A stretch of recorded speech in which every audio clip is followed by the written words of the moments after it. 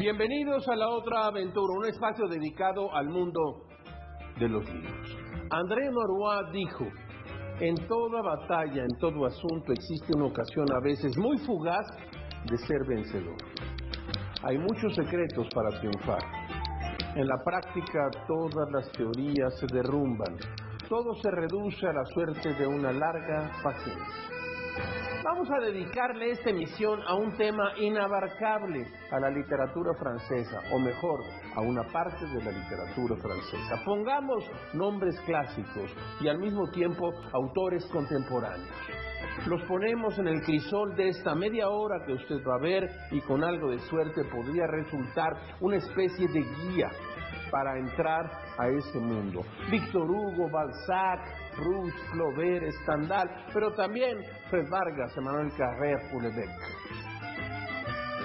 Pareciera que nada tiene que ver los unos con los otros, pero como dijo el mismo Carrère, al principio pensé que eran dos temas distintos, pero es como el psicoanálisis.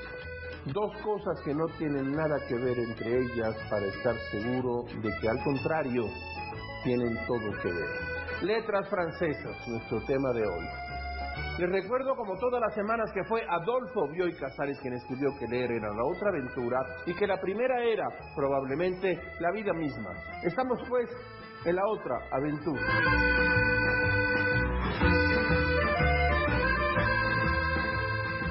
Cuando terminó el Mundial de Fútbol y los franceses resultaron ganadores, pensé que podríamos intentar un programa de letras francesas.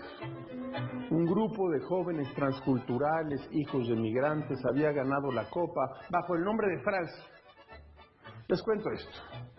Estudié letras francesas en la UNAM, en la Facultad de Filosofía y Letras.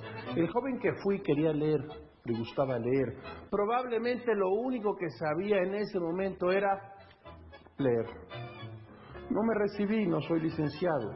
Me faltaron algunas materias que la desidia me impidió sacar adelante, pero también es verdad que algunos maestros más o menos ineptos colaboraron a mi fuga de los pasillos de la facultad. Con todo, aprendí, por buenos maestros, a leer a los franceses en su lengua y descubrí escritores que todavía hoy forman parte de mi vida. Sin ellos sería más pobre. Pensé entonces empezar con esto. Lo que llamamos una razón de vivir es al mismo tiempo una excelente razón para morir. La frase se encuentra en un libro central de la literatura francesa del siglo XX, El mito de Sísifo.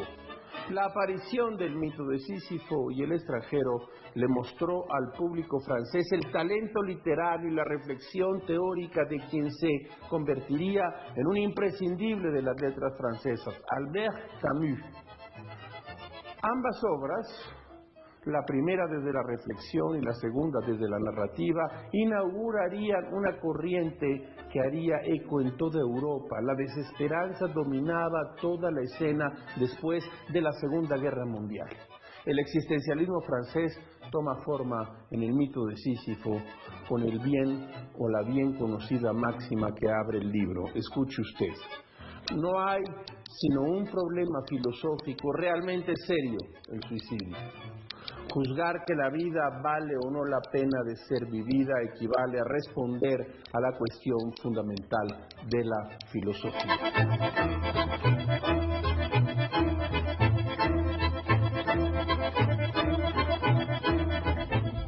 Vayamos al presente.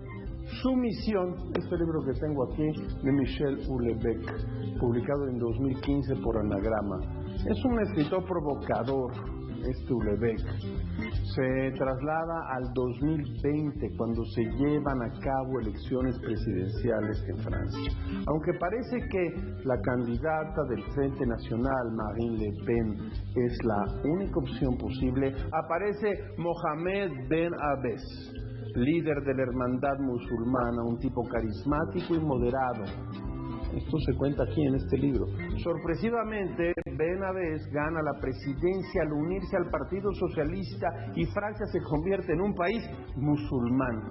De eso trata este libro. Con todo lo que eso implica, el patriarcado toma el poder, las mujeres usan el velo, la poligamia es legal y la educación toda se rige por las doctrinas del Corán. Su misión es un libro de política ficción que retoma situaciones reales para plantear el absurdo de la religión musulmana y los cambios radicales en esta Europa. Es casi un ensayo en el que también se trata de explicar las razones íntimas que llevan a una persona a convertirse al Islam, como su propia madre hizo hace algunos años. Por azares inexplicables, la misma fecha que estaba programada para el lanzamiento del libro, 7 de enero de 2015, fue cuando ocurrió, así pasa con la historia, el atentado en las oficinas de Charlie Hebdo. Usted lo recuerda, la revista satírica francesa que dejó después de ese atentado 12 muertos en esas oficinas. Por si fuera poco, en el número de ese día el semanario publicó un texto sobre la novela de Houellebecq, esta que tengo aquí, que se titula En 2015 perdí mis dientes, en 2020 estaré haciendo Ramadán, las predicciones del mago Houellebecq, así se llamaba. Entre las 12 personas asesinadas ese día se encontraba Bernard Marie, uno de sus grandes amigos de Houellebecq. Toda esta situación logró lo que nadie creía posible. Houellebecq guardó silencio, canceló la gira para promocionar este libro, el gobierno le puso seguridad las 24 horas, se retiró al campo y evitó a toda costa dar entrevistas. Ahora vayamos a Pascal Quignard. Hizo un viaje a los Estados Unidos en el 2015 que coincidió con la votación de la ley sobre la decencia en los medios de comunicación, lo que al autor le pareció como una ley americana que prohibiría las imágenes indecentes, fueran artísticas o no. Por tal motivo decidió, antes de que esa ola de decencia llegara a Europa, publicar La noche sexual, una obra que reúne una selección de las imágenes eróticas que ha coleccionado desde la adolescencia. A través de estas imágenes, el autor hace una reflexión acerca de la sexualidad, del amor, la muerte y los mitos. Este libro es un híbrido que mezcla ensayo, poesía, cuento y biografía, haciendo uso de disciplinas como la psicología, la mitología, la filosofía y la antropología para abordar uno de los intrínsecos del ser humano, el sexo y todo lo que éste implica. Veamos ahora esto. Mauvigné-Laurent publicó en el año 2011 Lo que llamo olvido, una novela que llegó al idioma español por la editorial Anagrama, la misma que tengo aquí en las manos, y que sorprende por la forma en la que está escrita. Una sola frase, un solo punto final en todo el relato demuestra la capacidad de experimentación de las letras francesas que, si por algo se han caracterizado, es por experimentar. La escalofriante historia de un asesinato a sangre fría discurre por las páginas escritas por Laurent. 4 empleados de vigilancia de un supermercado, escuche usted bien, someten a un hombre que ha robado una lata de cerveza. Por horas lo retienen en un almacén mientras lo golpean hasta la muerte. Hasta la muerte. Lo que yo llamo olvido es una pieza que muestra la narrativa francesa actual. No se la pierda, es un gran libro. En el 2016, la periodista franco-marroquí Leila Slimani ganó el máximo galardón de las letras francesas, el premio Goncourt. La novela que mereció la distinción fue Canción Dulce, una novela que aborda la soledad y la frustración de una niñera de 40 años que forma parte de la familia que la emplea.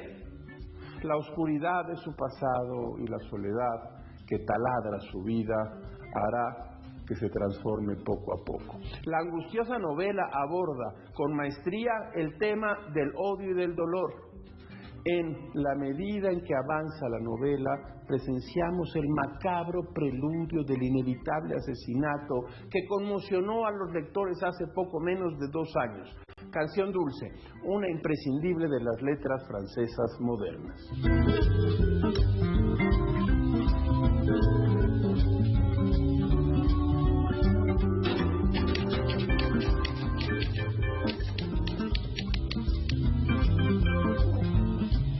A los 25 años, Víctor Hugo, que nació en 1802 y murió en 1885, vivió muchos años, se había procurado una reputación sólida de poeta romántico.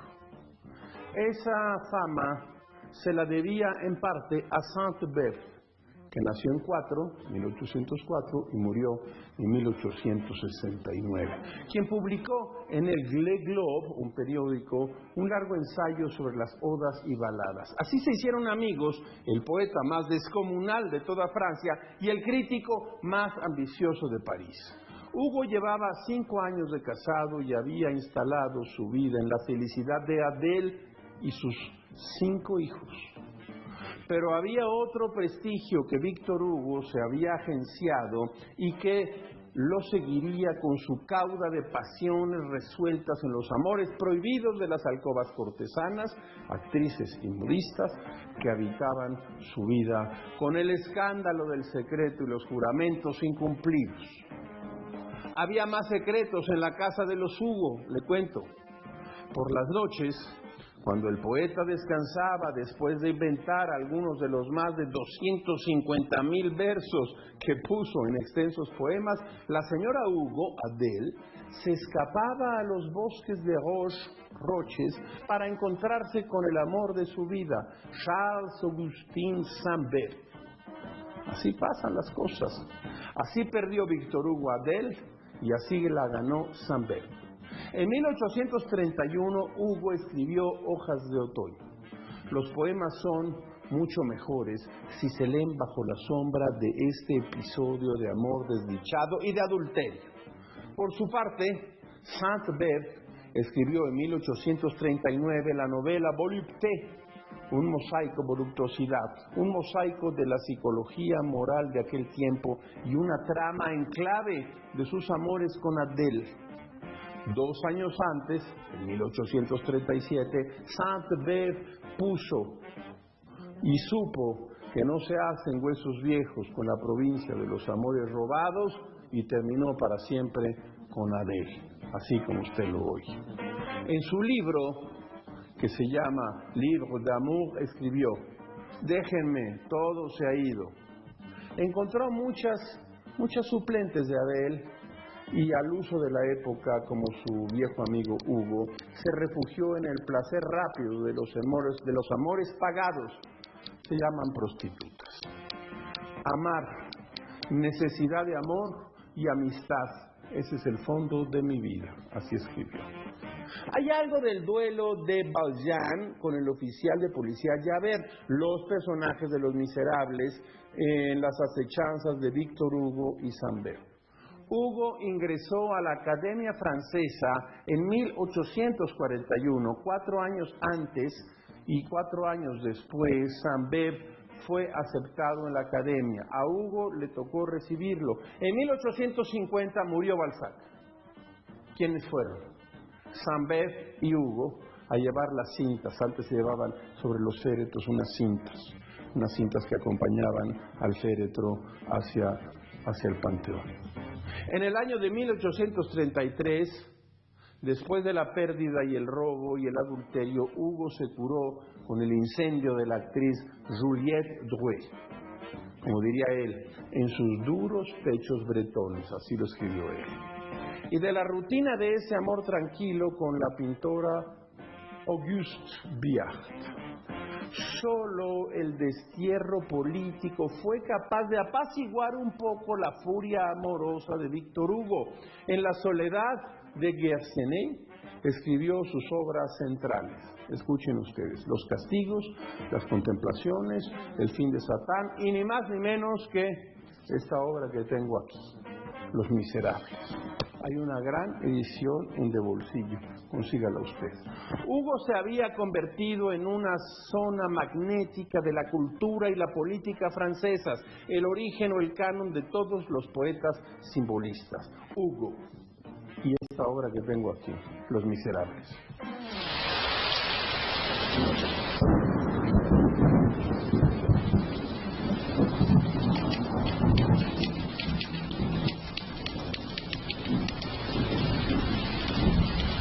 Grandes principios inolvidables.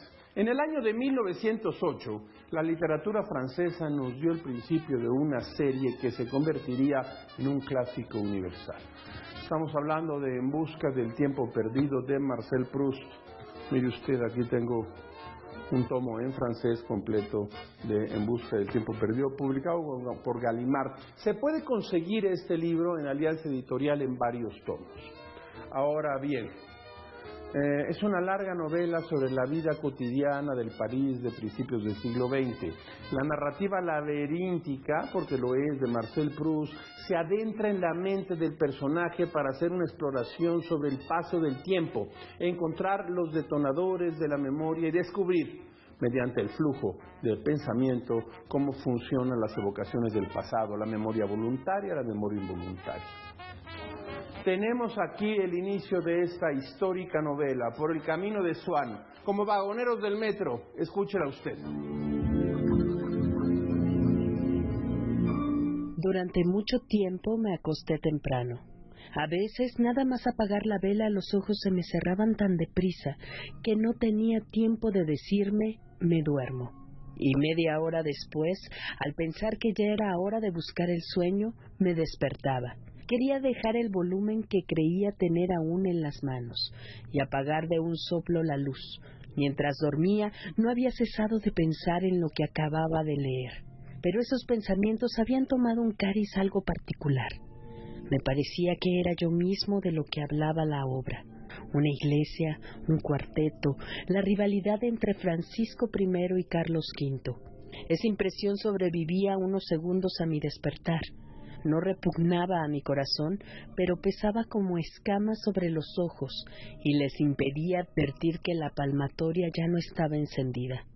Después empezaba a resultarme ininteligible, como tras la metempsicosis los pensamientos de una vida anterior. El asunto del libro se separaba de mí y me sentía libre para prestarle o no atención. Enseguida recobraba la visión y me resultaba extrañísimo encontrar a mi alrededor una obscuridad suave y relajante para mis ojos, pero tal vez más aún para mi espíritu, al que parecía cosa sin motivo, incomprensible, algo en verdad velado. Me preguntaba qué hora podía ser.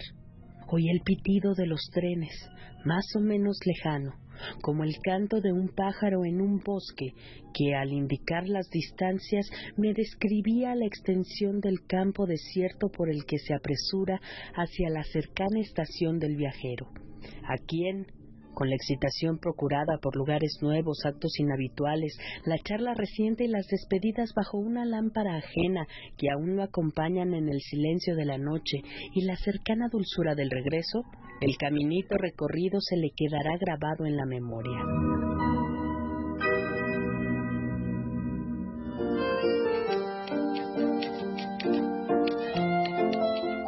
De la mesa de novedades, el escritor Jordi Soler, Usos rudimentarios de la selva, publicado por Alfaguara.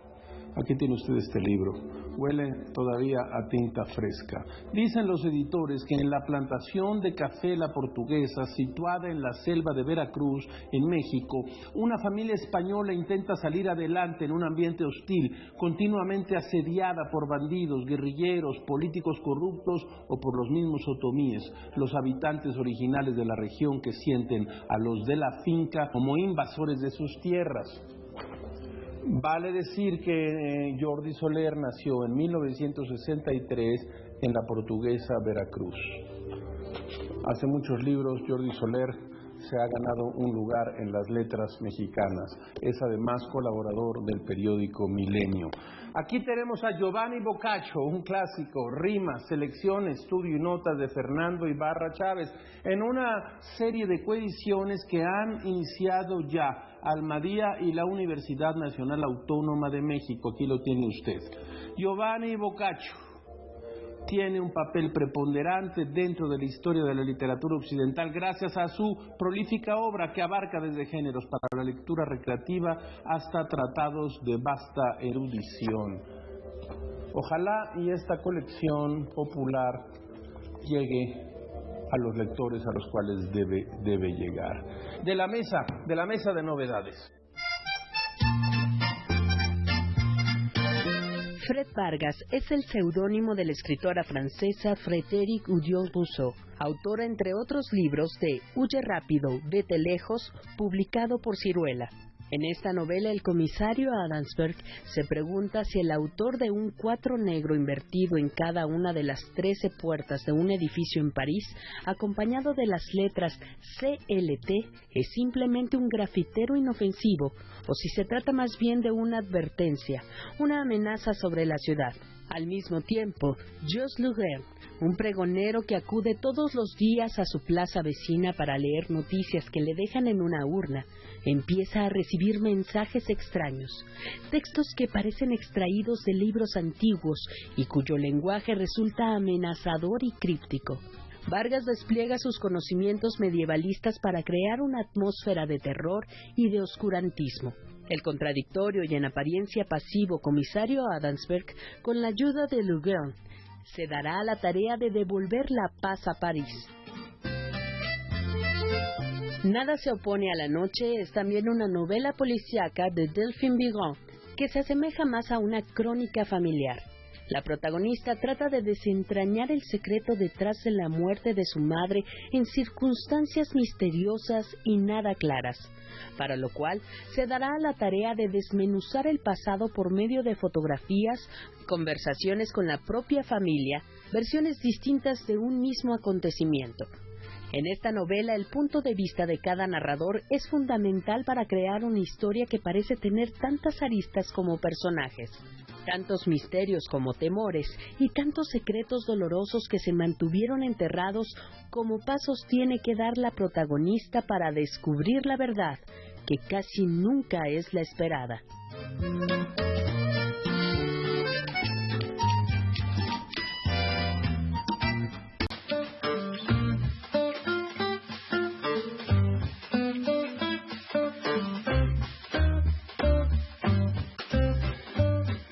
Vayamos al pasado. Si esto fuera un partido de fútbol, imaginen esta línea de 4 hombres al ataque: Flaubert, Proust, Balzac, Stendhal. Una tempestad. Se llama realismo francés. Leí a estos autores durante algunos años y nunca sentí, se los digo de verdad, la sombra del aburrimiento o que me oscureciera esa sombra del aburrimiento, el gusto de la lectura. Les cuento estos gustos. Durante años, Madame Bovary de Flaubert fue mi novela favorita. Durante años luego leí una buena cantidad de las novelas de Balzac. Déjeme que se las muestre. Balzac, aquí están, las traigo en francés, pero se consiguen en español en la editorial española Alianza Editorial. Las novelas de Balzac de ese momento narrativo me llevaron a decidir lo siguiente: si me fuera a la famosa isla desierta, llevaría Las ilusiones perdidas y Esplendores y miserias de las cortesanas. Los 7 tomos de En busca del tiempo perdido, mire usted, aquí los tengo, no se espante, se pueden leer partes de él. Las leí despacio y con interrupciones. Si quiere usted un concentrado de esta gran plaza literaria, lea Un amor de Swann, que forma parte de Por el camino de Swann. Y ni más ni menos que de Henri Beyle. Mire, por cierto, Editorial Porrúa y Círculo Editorial Azteca publicaron Rojo y Negro. Ahora, yo después de mucho pensar, decidí que La Cartuja de Parma sería la gran novela de Stendhal. Y me falta un libro fundamental, un libro del cual Gabriel García Márquez y Carlos Fuentes decían que era la gran lección de la novela no solo francesa, y es ni más ni menos que El Conde de Montecristo de Alexandre Dumas. Usted ha visto películas, usted sabe la historia de esta injusticia que se convirtió en un gran libro. Volvamos al pasado, volvamos a los clásicos.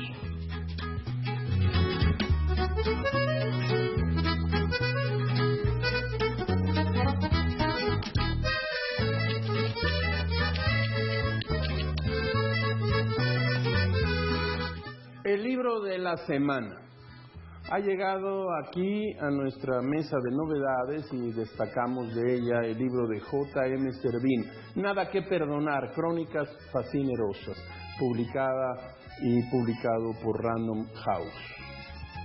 Desde hace ya varios libros, Servín se ha convertido en un autor que narra, cuenta las partes oscuras de la ciudad. Se ocupa de contar algunos de los momentos difíciles, duros de la Ciudad de México y de otros lugares. Miren ustedes, todo lo que escribe Apesta Muerte, El Confesor de Curas, El alter ego Filiberto García, Mi alter ego, Salud para la gente del abismo, Máscara de alfileres, Papá era una piedra rodante. Dice y recuerda J.M. Servín estas palabras de Sergio González Rodríguez, muerto, como usted sabe, hace ya casi un par de años. El poder adversario de la forma de relatar de J.M. Servín es algo excepcional en las letras de lengua española. Refiere el lado oscuro de la vida, las pulsiones, la supervivencia, la sustancia negativa que encubre lo cotidiano. Efectivamente, Servín quiere contar no solo lo oscuro, lo difícil, lo pegajoso, lo que nos revela paso a paso lo que puede ser la vida, no solo de la Ciudad de México, sino de otros lugares. El libro de la semana para mí es J.M. Servín, Nada que perdonar, Crónicas Fascinerosas.